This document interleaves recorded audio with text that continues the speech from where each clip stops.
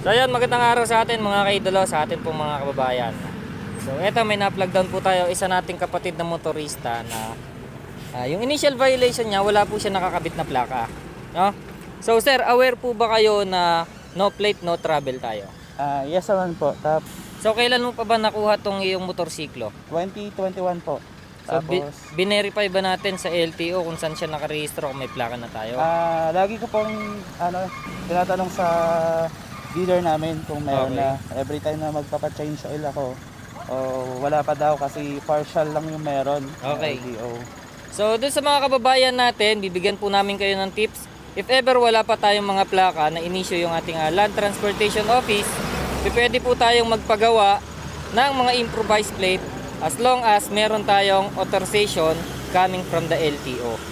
May binaba na po na memorandum yung ating Land Transportation Office na yung mga wala pang mga plaka or yung paggamit ng improvised plate ay huhulihin na ngayong August 2024.